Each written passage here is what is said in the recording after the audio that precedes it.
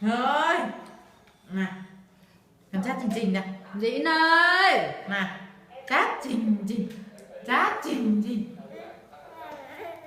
chát Trình Trình, chát Trình Trình. Mẹ mày hỏi chuyện thì nó mới ấy. Dĩ ơi một công tắc ấy.